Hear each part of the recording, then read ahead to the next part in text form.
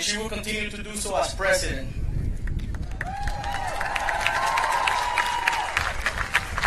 Our voice is our vote, and in this election, we're going to make sure they hear all of us loud and clear. So please, go to the Immokalee Community Park and vote early. You can do it at any time from 9 a.m. to 6 p.m. until November 5th. And you may ask, how can you get involved in this election? And the way to do so is by pulling out your cell phones and texting the word FL to 47246. Again, when you text FL to 47246, you will receive more important updates, information, and opportunities to get involved. There are organizers around and volunteers, and they're ready to sign you up to volunteer and help us. Let's make sure everyone votes early. Let's make sure we put Hillary Clinton in the White House. Thank you.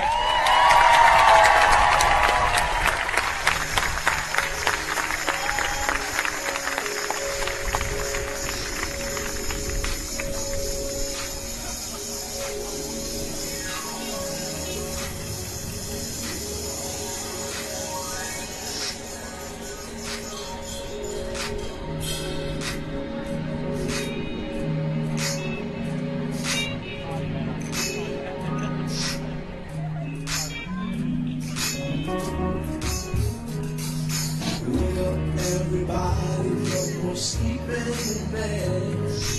No one got to think anytime you're thinking ahead. The world's changed so very much from what it used to be. There is so much hatred, war and poverty. Oh, yeah. Wake up all the teachers behind the teachers away. Can listen to what you have to say. 'Cause now the world's so coming up, but the world is in their hands. When you teach the children, teach them the very best you can. Oh yeah, the world won't get no better if you just let it be.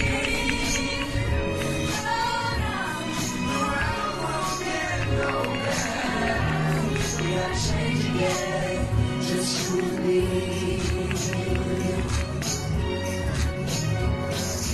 With all the doctors, make them hope we do well. They're the ones who suffer, and who catch all the hell. They have so very long before their judgment day. Suppose you make them happy before they pass away.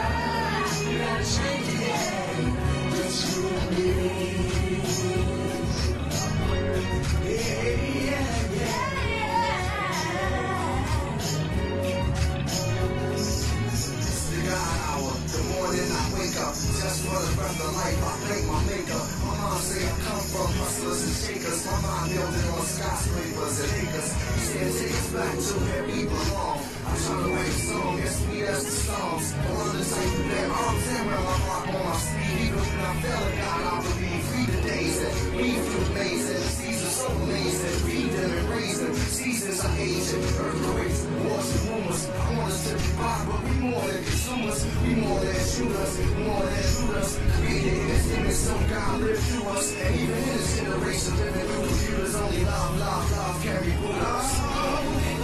Everybody, no more sleeping in bed. Everybody,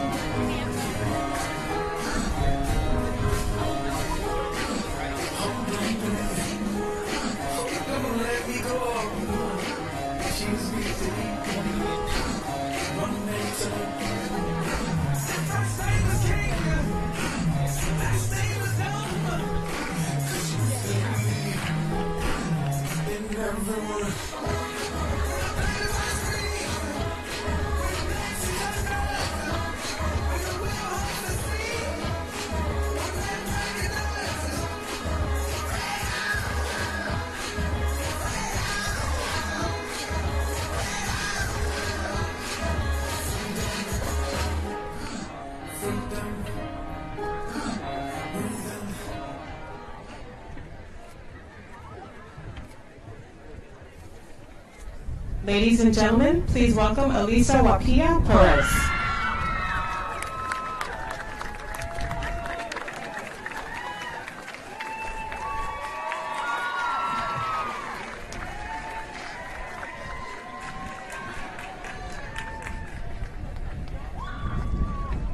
Hola Immokalee, ¿cómo están? Hello everyone. Thank you for being here today. My name is Alisa, and it is great to be here with you today. 30 years ago, my parents immigrated from Mexico and started their life here in Immokalee, Florida. They left everything to offer me and my great siblings a future, an opportunity here in this great country. My parents are farm workers who have worked in the tomato fields for the past 30 years.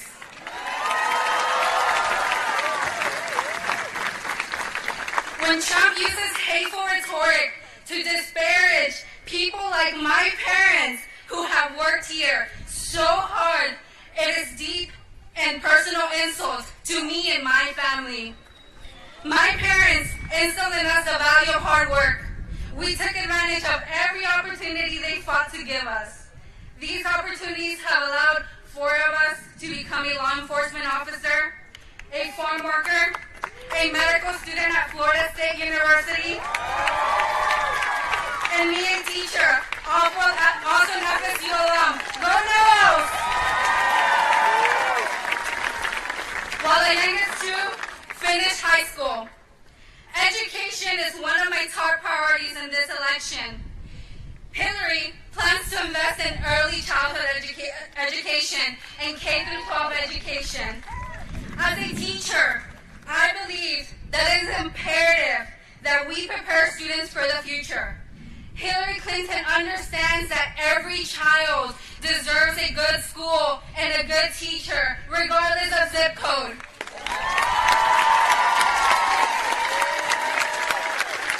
She is the only candidate who can preserve what makes this country unique and great. She is the only candidate who can make this country work for everyone, especially hard-working families, not just the few and privileged. Hillary Clinton will be a president for everyone.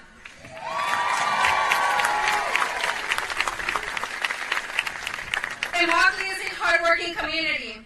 There are many immigrants here, and we need a president who will give everyone a seat at the table. We will all benefit from electing a president who has a clear plan to get incomes rising for hard-working Americans.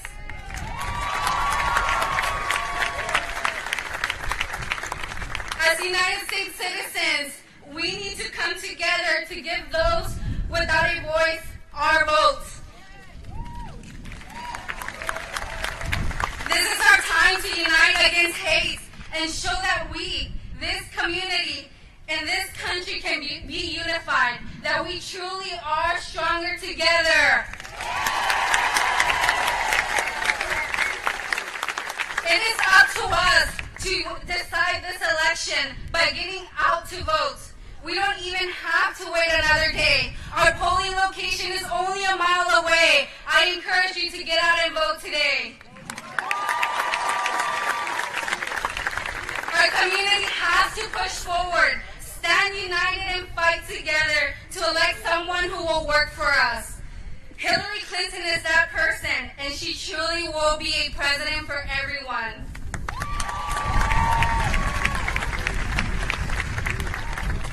Get out and vote early. Get your families and friends to vote.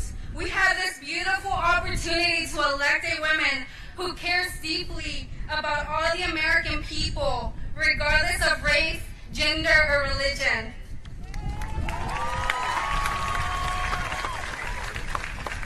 The future of our country is in each and every one of our hands. We are so lucky to be joined by someone who understands what is at stake at this election and the true responsibilities of a commander-in-chief. Ladies and gentlemen, it is my great honor to introduce to you President Bill Clinton.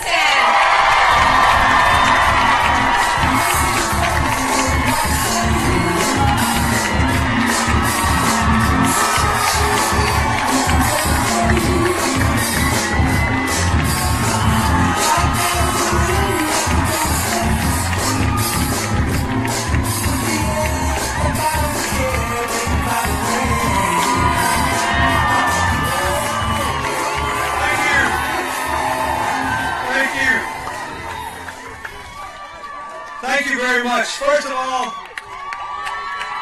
thank you.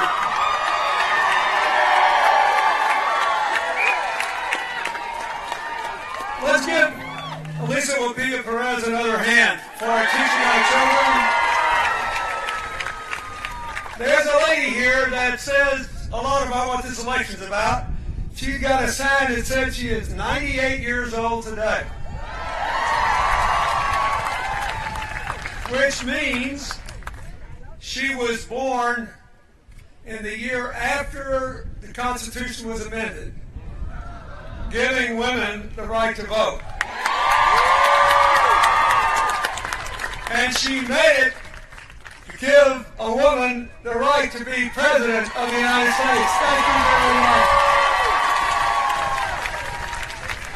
I want to thank Dr. Relina Valdez for running for Congress and for being a dedicated doctor. We talked a little backstage because she was educated in New York and then came to Florida. I thank her.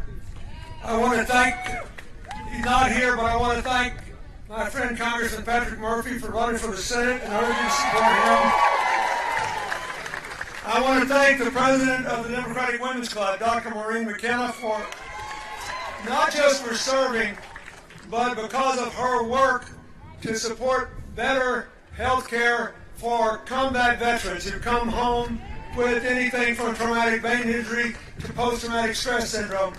Hillary was the first New York senator ever to be on the Armed Services Committee and received 8 years ago the endorsement of any number of veterans groups because of her work to protect our men and women in uniform and to take care of them when they get home. And you won't have to worry about veterans' health care if you elect Hillary, the President of the United States. I want to thank the Collier County Chair, Judy Barbera. I told her she is a threefer to me because she was born in the Dominican Republic, where I have done a lot of work with my foundation. She grew up in Puerto Rico until she was 14, and we have done an awful lot of work trying to help them work their way through their financial issues and determine their own future. And then she moved to New York, where Hillary and I live, and prepared herself to come give the rest of her life to you. So good for you. I want to thank John Park Wright, one of the leaders of Florida Republicans for Hillary and a longtime supporter and friend. Thank you, President Mitchell Cypress of the Seminole Tribe. Thanks to Jim Strickland, the President of Florida's Cattlemen's Association, for being here. I thank Lucas Benitez and all the people from the Coalition of Immokalee Workers who are here. In 2014, we had the honor at the Clinton Global Initiative to give them our International Citizens Medal for standing up for the human rights of farm workers and their families here, and I'm very grateful. Look, this has been kind of a crazy election, would you agree? But I think it is important to understand why. The financial crash that happened 8 years ago had a very long tail. That is, what always happens happened, but it happened on steroids. People at the very top of the income chain got their money back in a hurry, and everybody else went without a pay raise. Many lost their homes, many lost their businesses. Finally, America, a couple of years after the crash, started growing jobs, and we have actually done better than any other big economy on earth in job creation. President Obama celebrated last month a milestone, 79 straight months of job growth in America. Even though when I was president, it's the only time we all grew together across racial and income lines, and the only time in more than 50 years when in percentage terms the bottom 20% of the workforce increased their income more than the top 20%. Even then we did not have 79 months of job growth. So when all the cynics say, well, what have I got to lose? I don't believe in the economic or political system anymore. Let's just shake it up. What have I got to lose? Tell them, well, this is the 36th year of an epic battle between people who believe in trickle-down economics. Right? Tax cuts for people at the very top. Everybody else is on their own. And people who believe the economy grows better, even for those at the top, if you build it from the middle out and the bottom up. We've been fighting this battle for 36 years. So as I asked you 4 years ago, what's a job score? What is a job score? When people tell you, what difference does it make? What have I got to lose? The job score, private sector jobs, is in 20 years trickled down 15.8 million jobs. grow it from the middle out and the bottom up, more than 32 million jobs. Even a Republican analyst who advised Senator John McCain in 2008 in his campaign against President Obama analyzed Hillary's economic plan for modern infrastructure, roads, bridges, ports, airports, affordable broadband for every small town and rural area like this one. Modern transmission systems so you can generate solar power in Florida and sell it all over America. Efforts to make communities more resilient that are vulnerable to rising sea levels so we can preserve residences and businesses and agriculture while we're trying to turn the tide of the rising oceans. That's part of infrastructure. So this guy analyzed Hillary's plan, including don't repeal the Dodd-Frank bill. That's another recommendation of her opponent. Let Wall Street put Main Street at risk again. Let them gamble. Hillary said, no, don't do that. Instead, release the rules on the bottom and let small businesses get loans again, because that's where 2/3 of our jobs come. Anyway, I know this guy's a Republican, but you know, he now runs an analysis agency, so his income depends on him getting it right. And he says, if her plan is implemented, it will pretty quickly create 10.5 million jobs or more. If his, more than we would otherwise create. If his plan is implemented, it will cost us 3.5 million jobs because we're going to pile up national debt and not invest it in the middle out and the bottom up. So if somebody between now and Election Day in this county, I know Hillary's opponent has supporters here in the county, they say, what have we got to lose? Say 14 million jobs. We don't want to lose any more jobs. We gave you 20 years, we had 16, we produced more than twice as many jobs in 4 fewer years. Let's don't go back. Let's go forward with a 21st century economy we can all be a part of. And the second thing I want to say is, we have to do this together. I think there are two things driving Hillary's opponent's campaign. One is legitimate and one I don't agree with. Well, besides the economics, I don't agree with that. But look, I'm a 70-year-old white Southerner. I hope, be the last American president ever live on a small farm. Where, we got the head of the Cattlemen's Association back here. I actually lived on a farm in the 50s where I had to feed cattle, goats, sheep, chicken, everything. Well, we don't do that anymore. It's not economical, but it was fun while it lasted. Except I nearly got butted to death by a ram, and I lived in a house without indoor plumbing. Now, that's a great political story. People say, oh, that's a regular guy there. Let me tell you something. What about the woman you raised? In the wintertime, Bill the Clinton is a outhouse rapist. is way Bill overrated. Clinton is a rapist. I'm with her. Bill I'm Clinton is a with her. Wait.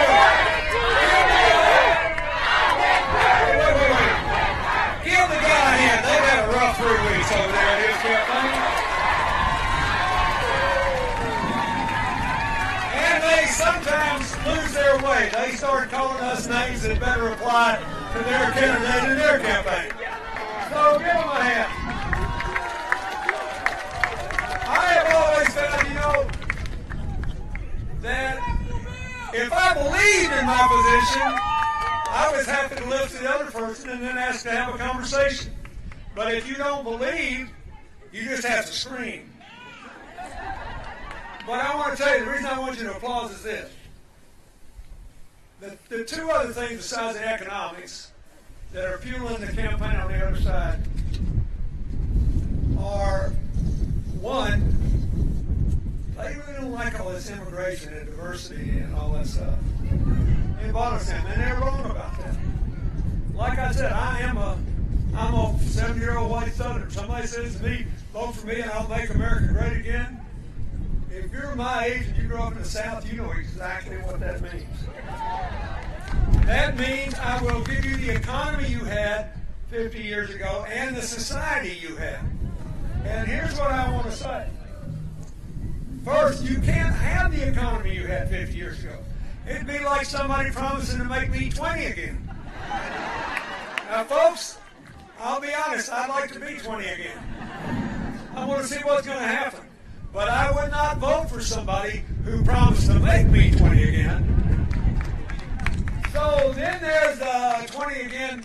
It means I'll give you the society you had 50 years ago. I will move you back up on the social totem pole, and I will move other people down. Let me tell you something. It wasn't so great. When I lived on that little farm, it wasn't so great for African Americans. It wasn't so great for Latinos. It wasn't so great for Native Americans. It wasn't so great for first-generation immigrants. It wasn't so great for women in the workforce. It was a nightmare for families with children with disabilities because people would see their kids and not see their abilities, and they isolated them instead of giving them a chance to live up to the fullest of their abilities.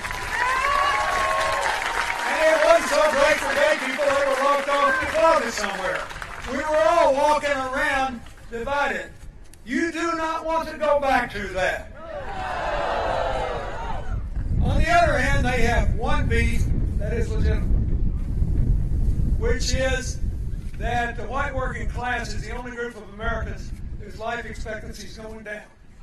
And if you look at it, and you read a health journal, you'd say, why is this happening?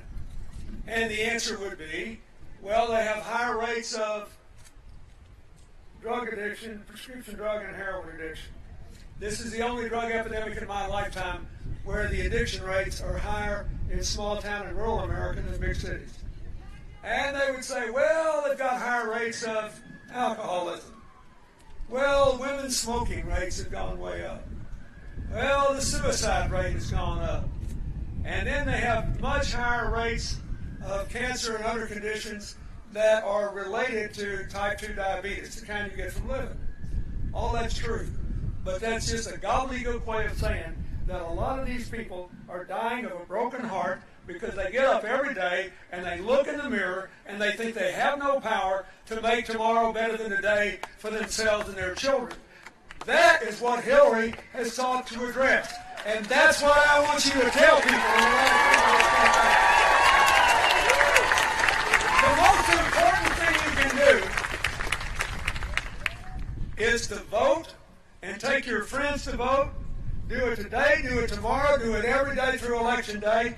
If enough people who are for Hillary turn out, she'll win Florida and she'll be the next president.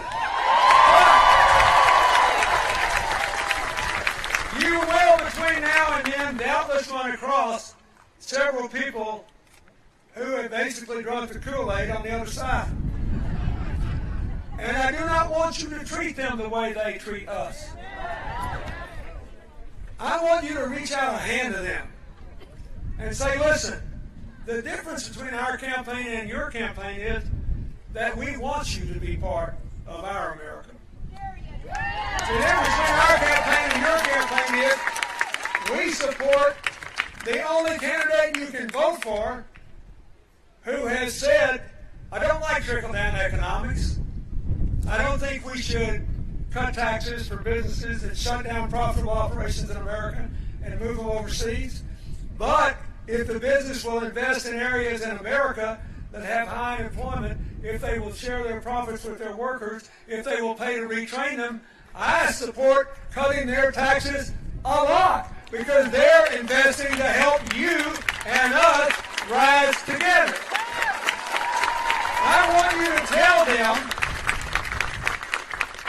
that you support the only candidate they can vote for who has proposed a comprehensive plan for drug treatment and prevention and for a comprehensive mental health treatment that will reach into every corner of America, and their families need that too.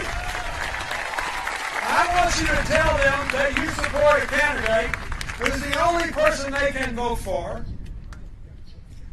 who favors free community college tuition, free tuition at 4-year public colleges if your income's $125,000 a year or less, debt-free graduation for everybody else, and a really dramatic plan to help people pay the college debt they've already run up, beginning with allowing everybody to refinance their debt at lower interest rates.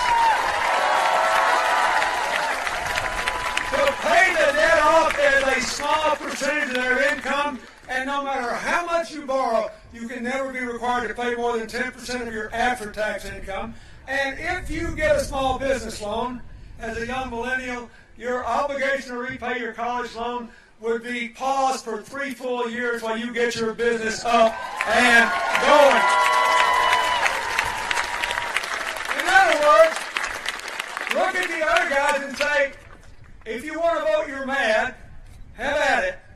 But she's going to come back for you after this election because we want you and we need you to be part of America because we're all stronger together. And be in a good humor. No matter what they pull, be in a good humor. Don't forget, if you think about the headlines in the last few days, there's a reason that dozens and dozens of career Republican national security experts say they can't support their nominee, and a large number of them have endorsed Hillary. 2 former CIA directors, this is all supposed to be a security issue, right? 2 former CIA directors endorsed her. They say she's the only one you can trust to protect this country and keep it strong. 4-star general, immediate past commander in Afghanistan, has endorsed her. And when Hillary's opponents say, oh, I know more than generals do about ISIS, he said, no, you don't. I'm sorry, but you don't. In Arizona, red state Arizona, the Arizona Republic, the oldest, biggest newspaper in the state, 126 years old, has never endorsed a Democrat for president. They endorsed Hillary.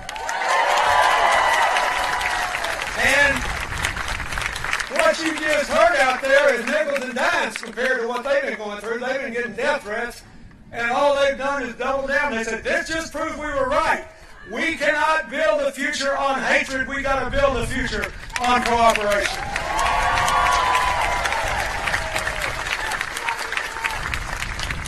In Ohio, the 2 biggest Republican papers in the state, Columbus, Ohio, the capital, Cincinnati, Ohio, on the river right across from Kentucky, have not endorsed a Democrat in 100 years. They endorsed Hillary.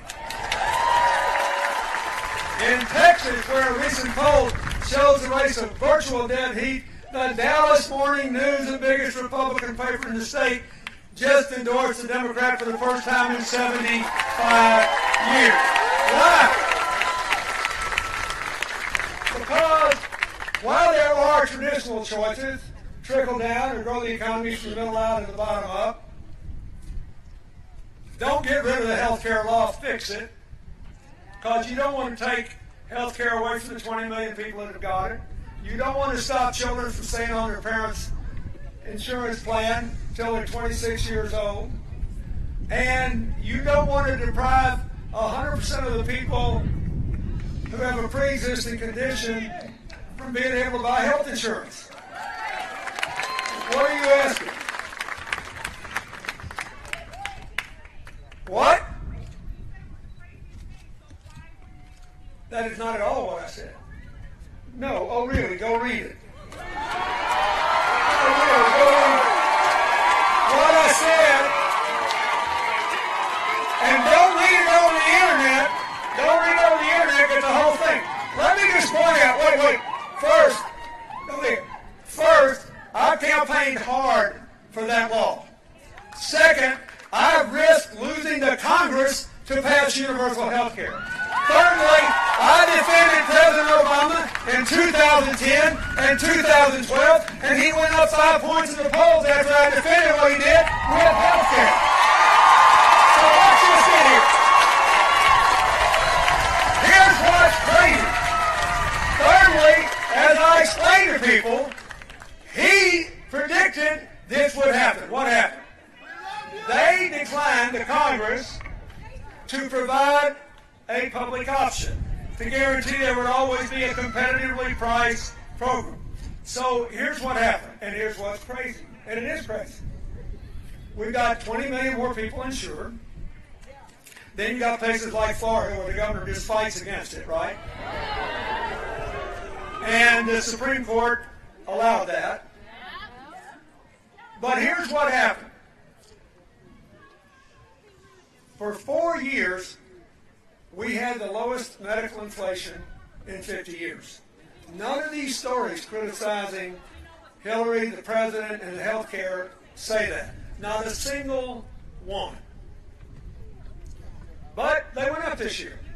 Then the stories don't say that the people who are actually in the health exchange get more subsidies, so they'll still be paying about $75 a piece a month. Here is what is crazy. The real problem is the people who make just a little too much to get the subsidies. Or the small businesses who, I know a small business guy works 60 hours a week, so he makes a little too much to get the subsidies. He also pays his workers more than anybody I know in his line of work, so they make too much to get the subsidies. So that's not right. And denying that is a mistake for the Democrats. We shouldn't be in denial. The president said the same thing. We all believe that that's a crazy result. But the reason is people in that group do not have access to adequate health care choices. So what is her proposal? The same proposal the president made before. Amplify it. Increase the subsidies. Make more people, more small businesses eligible. Let people over 55 buy into Medicare, which is affordable.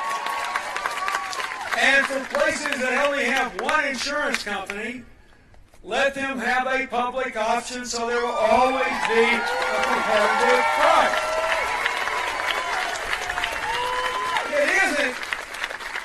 It isn't sensible to leave people who work hard and get just above the subsidy line out there with no insurance and cover everybody else. But I didn't say a thing that the president hadn't already said, or that the health care people hadn't already said in his administration.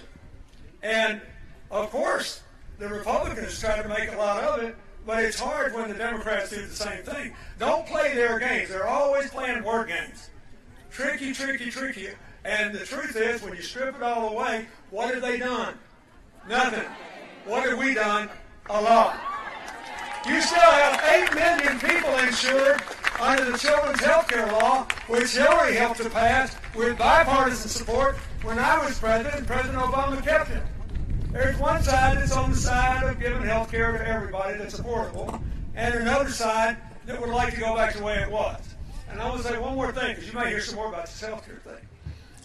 Between now and the election, the Congressional Budget Office, which is nonpartisan and where Republicans are equally represented, says even with these newly announced rate increases, the rates are still lower, considerably lower than they would have been if that health care law had not passed in the first place.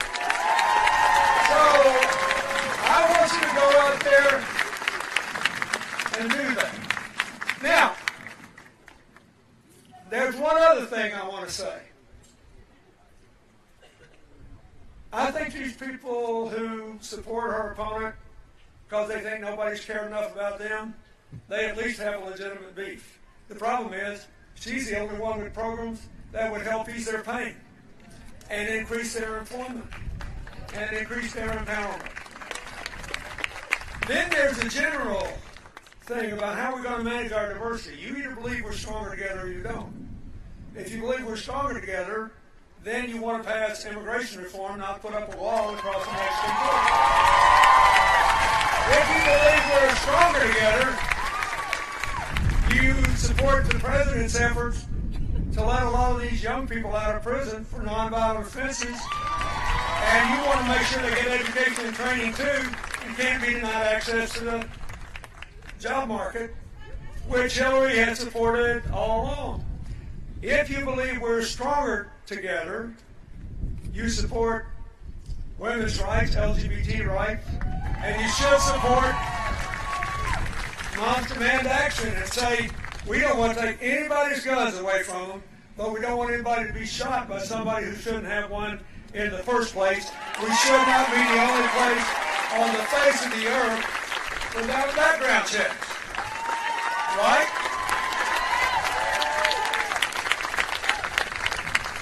You know, when I was president, we passed a background check law, and even for 10 years, you couldn't buy military-style assault weapons. Nobody missed a day in the deer woods. Nobody missed a sports shooting contest. Nobody who lived in a dangerous urban neighborhood or lived out in the country where there were 30 minutes to 2 hours to the nearest law enforcement was unable to have a weapon to protect themselves and their family. Nobody. But we did have, listen to this, we did have a 25-year low in overall crime, a 33-year low in the murder rate, and a 67-year low in the homicide rate from guns. And nobody lost anything, but we worked together. And we all know who the victims were disproportionately like to be, and who the lives we saved were. So that's the last thing I want to say. That I thought in the beginning this would be a fairly straightforward election. We'd have trickle down versus middle out and bottom up. We'd have help people go to college and pay the debt versus no, don't do that. We'd have build on the health care law versus repeal it. We'd have change the banking law so we make more small business loans versus throw it in the trash can so these big gamblers in New York can wreck Wall Street again and Main Street again. I thought, but it'd be a clearer issue choice. Turns out this election, more than that, is about what it means to be an American. And when she says we're stronger together, her opponent says, no, we're not. Doesn't it? Don't give me that. We're not. Look at all the enemies I've told you we've got right here inside. When she says, I respect your anger to his supporters, but you can't do anything to make it go away without answers. Answers are better than anger. He says, oh, no, they're not. Stay mad. It's the only way I can keep you from thinking.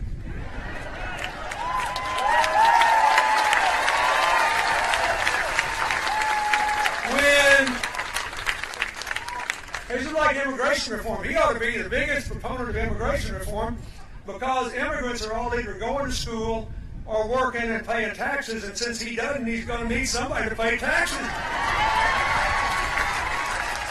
He's going to have to rethink his position on that.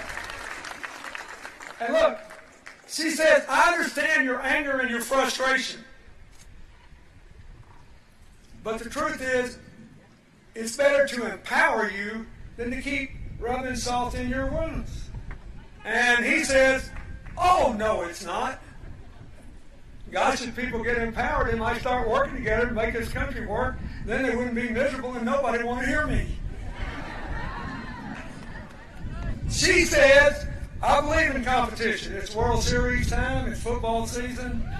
We're going to have an election. There'll be somebody who wins and somebody loses. But you can't have competition unless first you agree to cooperate on what the rules are. And in the end, we're still around here after more than 200 years because of our progress through cooperation. So cooperation is better than endless conflict. And he says, oh, no, it's not. I wouldn't have a campaign if I couldn't make my supporters mad at somebody.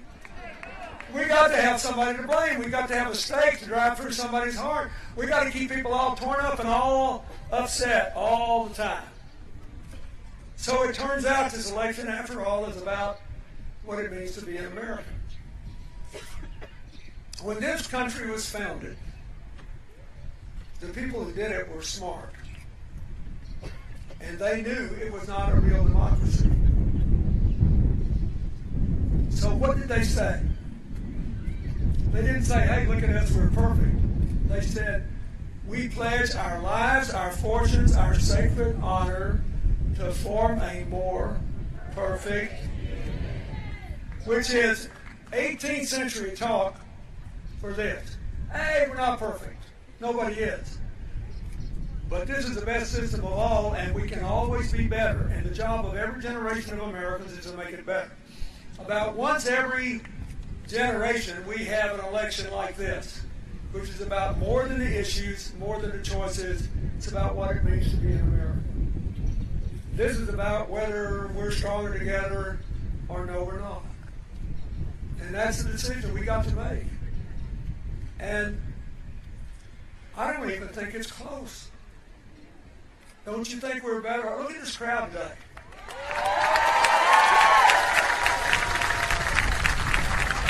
We have the youngest, most diverse workforce in the world. We have the best system of technology and higher education and worker training in the world. We just got to make it accessible to everybody. We have great educators. We just can't let your education depend on your zip code. We have people who are good at raising their kids and at working, but they need more help, which is why you ought to have affordable child care, universal preschool, equal pay, and paid work. But we're stronger together. And the no and not crowd is all about winning an election today by dividing us for a generation. It ain't worth the risk. All over the world, people are looking at us. I could give you lots of examples. Look, we got people here from Planned Parenthood. Look how they've been demonized. We've got you, and a lot of you take a lot of this for granted. I was in Jacksonville the other day. You know, it's a pretty Republican area. That's where they send me. They always send me up to, because I, you know, they say, you're one of them, go swing. But I gave a speech just like this, and I was down shaking hands. And I always look to see if children are squeezed between the adults in the crowd after news. This really interesting looking young man with great big eyes looking at me. And I pulled him out. And he said, do you know why I'm for Hillary? He was 10, 11 years old. I said, why? He said, because I'm autistic and she won't make fun of me. And so I explained to him that Hillary had helped to start the Autism Caucus in the Senate, was the first candidate for president to ever have a position on this, and people with autistic conditions had children had tripled. So the families affected by this is staggering. I know there are families here in this crowd today, and that we had to do that. He said, good, I feel better. Then I get to another crowd in North Florida, and there's a young man standing there about the same age, standing just like this, in a red vest and red pants. And he said, I'm a Republican, but I'm for Hillary. I said, why? He said, because I'm a Muslim and I hate terror, I love freedom, and my family works hard and pays taxes. She wants us to be part of America. Then, it's unbelievable. Then I go back home to the little town of New York where we live, and I go to this little bookstore where a lady who lives in our town took out her whole life savings, talk about crazy, and brave, to gamble that she could make a go of an independent bookstore. And she's doing it, by the way. The secret is minimize the inventory at first and go double down on children's books. But anyway, so she said, I want you to read the essay my 13-year-old wrote for college, for high school, about the first debate. So he gives it to me. It took my breath away. There's no way I could have written that at 13. I don't think I could have written this essay as a senior in college as well as he did. It was brilliantly written. And he explained that he had watched the debates, and he tried to keep an open mind, but because Hillary gave facts and made rational arguments and made specific policy proposals, it increased his confidence. And he said after she did it a lot, I began to think she cared about me, which is important, he said, because I have a severe muscular disorder. And I want to be able to make the most of my life. In other words, he didn't complain about it. He waited till the end of the letter. And there is a 13-year-old writing a letter I couldn't have written at twice his age. And he said, I thought she cared about me.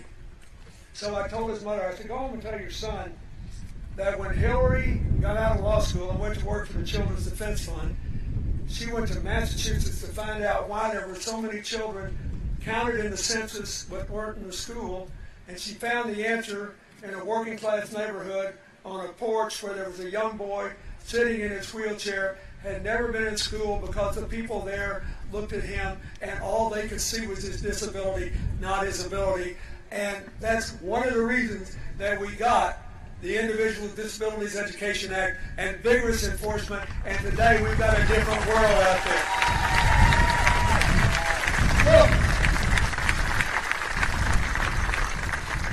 the most brilliant physicist alive, Stephen Hawking, is also the person who has lived longest with Lou Gehrig's disease. We don't have anybody to waste. So, yes, go talk about the jobs, go talk about the education, go talk about the health care, go talk about small business. But go out there and ask people if this county would really be better off without the Immokalee. Would it be better off without the Seminoles? Would it be better off without the immigrants from all over Latin America and all over the world? Would it be better off without the old if we just ran them off? Would it be better off without the disabled? No. We need each other, folks. We are in better shape for the future than any place, but we got to make the right decision. And so you got one person saying we're stronger together, and another one saying, no, we're not. Look how great I've done tearing people up. I am so good at it. It's easy to kick down a barn. It's harder to build one. And when you're trying to build a barn, not tear it down, we are stronger together. Bring Hillary home in Florida. Thank you.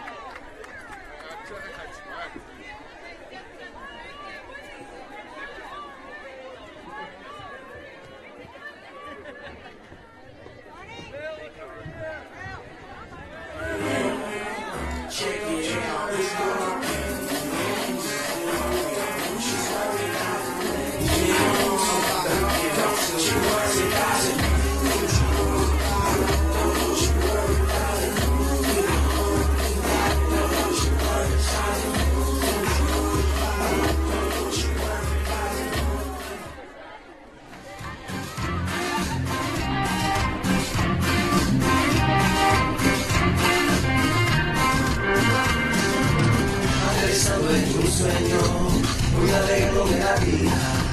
Hoy me regalas de nuevo día. Sí, sí, la luna siempre me guía.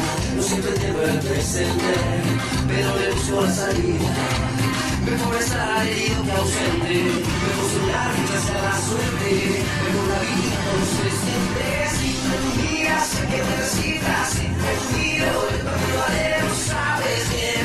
Este camino es como un libro abierto, y si voy a ser el último día de mi vida, vida mía, todo lo daré. Seamos uno, hacemos el mundo, no hay nada que no podamos juntos.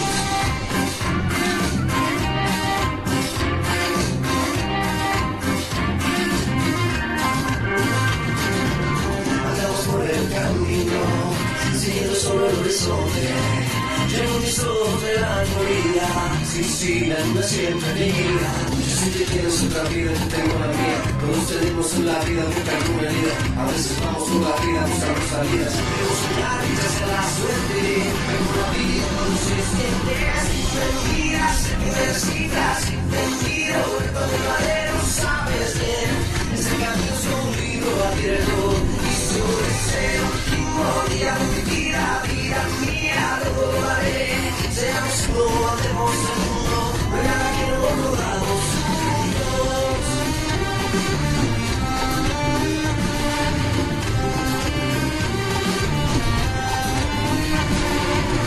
Vamos a mi vida, como me miras, como me miras, de mis días, repetida, repetida. Vamos a mi vida, como me miras, como me miras, de mis días. Debo soñar mientras sea la suerte, mejor la vida cuando se siente. Si me miras, si me necesitas, si te miro, yo me lo haré, lo sabes bien. Este camino es un libro abierto, y solo es el último día de mi vida, vida mía, todo lo haré.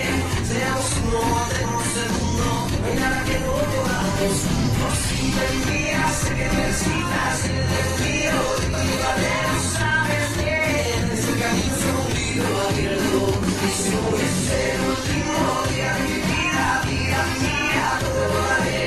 Seamos uno, hacemos el mundo, no hay nada que no podamos juntos.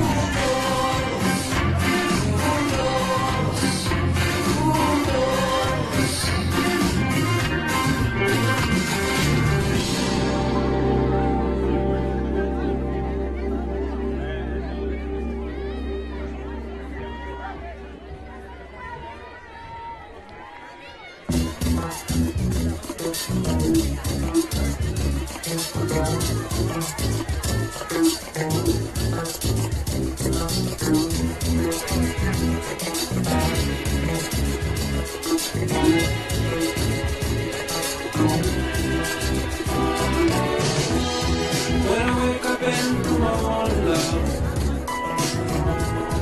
and the sunlight hurts my eyes,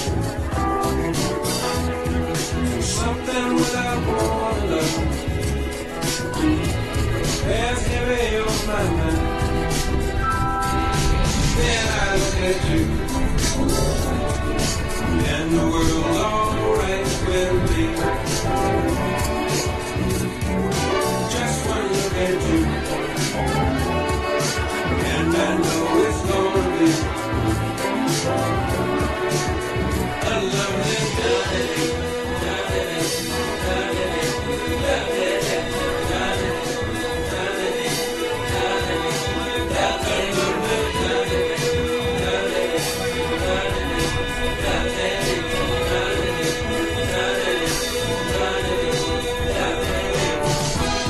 When the daily light ahead of me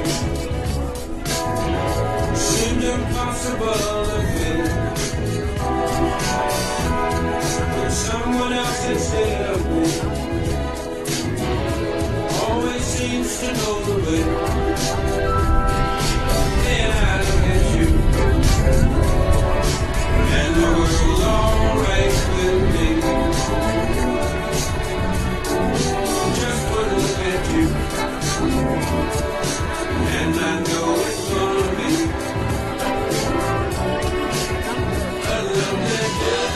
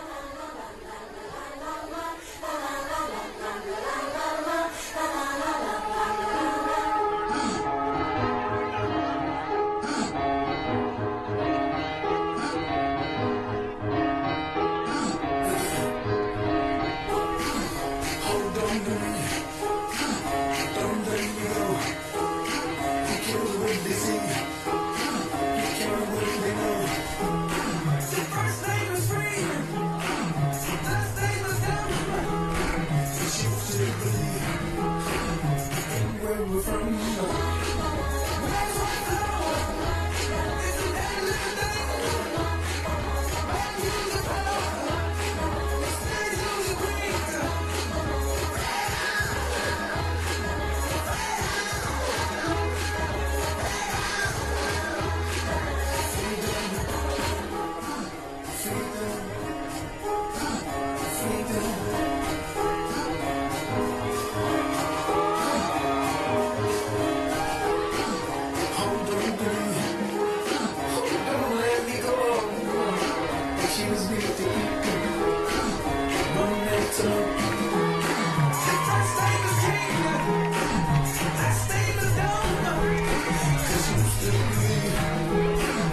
It never